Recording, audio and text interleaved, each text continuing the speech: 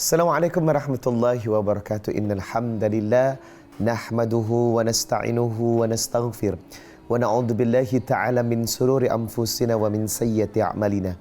May yahdihillahu fala mudhillalah wa may yudlil fala hadiyalah. Asyhadu an la ilaha illallah wahdahu la syarikalah wa asyhadu anna Muhammadan abduhu wa rasuluh la nabiyya ba'dah. Sobat Vidivisi, alhamdulillah Riza Muhammad kembali hadir dalam program Renungan Ramadan bersama Cedeah. Dan kali ini topik yang akan kita bahas, amalan-amalan pembuka pintu rizki. Masya Allah, setiap orang pasti berharap agar mendapatkan rizki yang baik yang datangnya dari Allah Subhanahu wa Ta'ala. Konsep dalam mencari rizki, Al-Baqarah 168. Ya ayuhan nas, kulu mimma fil ardi halalan thayyibah wala tattabi'u khutuwati syaitan innahu lakum aduwwum mubin. Carilah rizkimu yang halal dan baik. Nah, otomatis dalam bekerja kita harus memperhatikan dua aspek ini, halal dan baik. Nah, yang kedua, rizki tidak harus berkaitan dengan harta, rupiah atau benda. Sebab Nabi berkata, ni'matani maghbunum fihima katsirun minan nasi sihhatu wal farau. Dua nikmat yang sering dilalaikan, as-sihat, kesehatan, wal farau, dan waktu luang. Maka kesehatan juga adalah rizki, dan waktu luang yang kita nikmati begitu tenang dan bisa mendekatkan diri kepada Allah juga itu adalah rizki. Nah, kali ini kajian Ramadan akan berbicara tentang amalan-amalan pembuka pintu rizki. Yang pertama adalah istighfar. Quran surah Nuh ayat 10 hingga 12. Faqultu astaghfiru, segeralah engkau beristighfar kepada Tuhanmu. Innahu kana ghaffara, sesungguhnya Allah adalah zat yang maha penerima maaf. Sebenarnya istighfar adalah kalimat yang memudahkan rizki. Sebab apa? Perbuatan dosa dan maksiat itu menyempitkan rizki. Maka ketika seseorang berbuat dosa, hapuslah dengan istighfar, akan rizkinya bisa kembali lagi. Maka siapa yang senantiasa melazimkan istighfar setiap ba'da subuh dengan kalimat astaghfirullah wa atubu ilaik dan mi'ata marrah dibaca 100 kali, maka orang itu akan dimudahkan urusan rezekinya. Maka sobat Vidivisi, jangan lupa ya, setiap pagi setelah sholat subuh lazimkan membaca istighfar 100 kali dengan kalimat astaghfirullah wa atubu ilaik.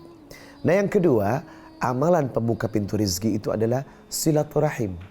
Rasulullah sallallahu alaihi wasallam bersabda, barang siapa yang Allah ingin lancarkan rezekinya, falyasil rahimahu. Man sarrahu ayyub satalahu fi rizkihi falyasil rahimahu. Maka siapa yang rajin bersilaturahim akan membuka pintu persaudaraan dan teman. Nah, ketika pintu persaudaraan dan teman itu ada, maka memudahkan kita untuk menawarkan bisnis yang kita punya. Semakin dia banyak teman, semakin luas pergaulan, semakin besar potensi untuk berbisnis dengan orang-orang yang tadi kita rajut silaturahimnya. Maka amalan pembuka rezeki yang kedua, hendaklah menjaga silaturahim. Nah, yang ketiga, sedekah. Ada 3 cara seseorang dalam meraih rezeki. Yang pertama, bekerja. Yang kedua, rezeki yang dihidangkan oleh Allah. Dan yang ketiga adalah rezeki dengan cara memberi. Nah, sedekah adalah bentuk rezeki yang kita peroleh dengan cara memberi.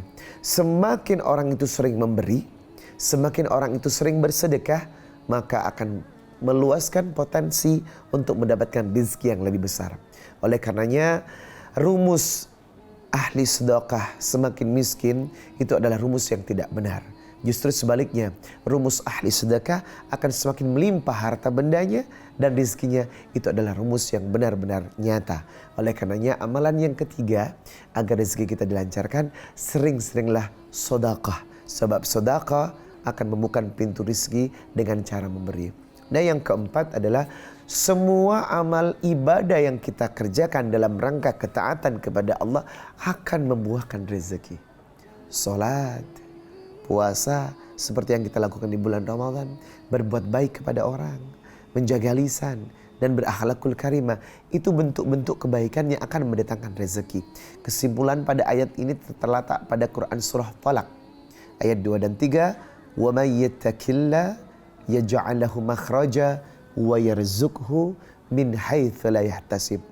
Wa may yattaqillah, siapa yang taat kepada Allah, siapa yang royal kepada Allah dengan ibadah-ibadah yang telah ditentukan, selain menjalankan kewajiban, ia menambahkan dengan ibadah sunnah, maka Allah akan memudahkan urusan rezekinya.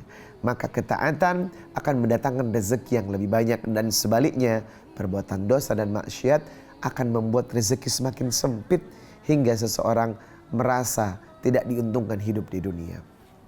Amalan berikutnya adalah berangkat haji dan umroh.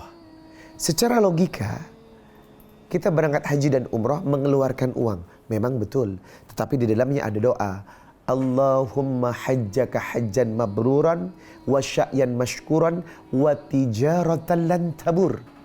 Kalimat tijarah, bisnis, tijaratan lan tabur.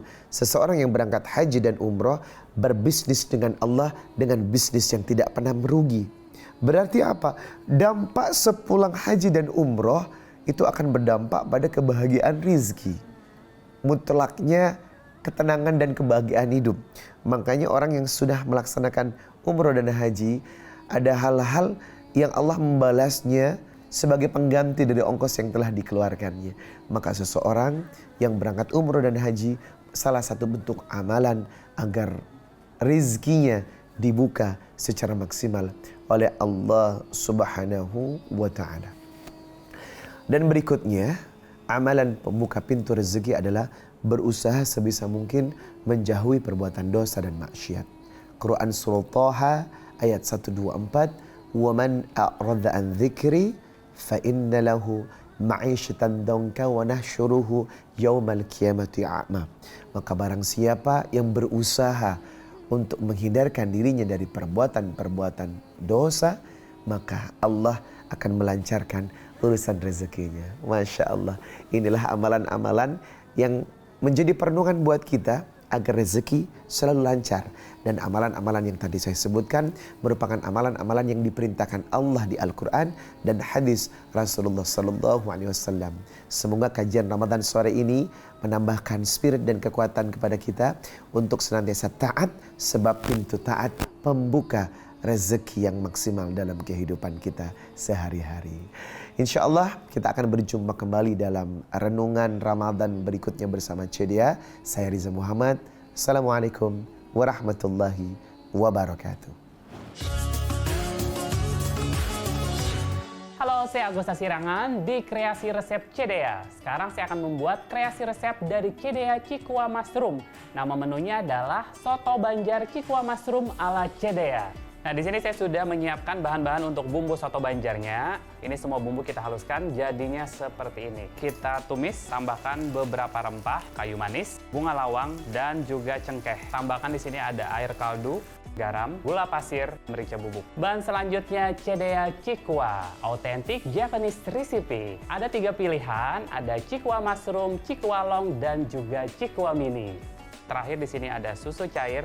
Sudah matang. Nah, untuk menyajikan soto banjarnya di sini kita ada ketupat, ada bihun, ada wortel, bawang goreng, perkedel, daun seledri, dan juga jeruk sambal. Soto Banjar Cikua Mushroom ala Cedea siap untuk disajikan. Cedea, ikan olahan bermutu.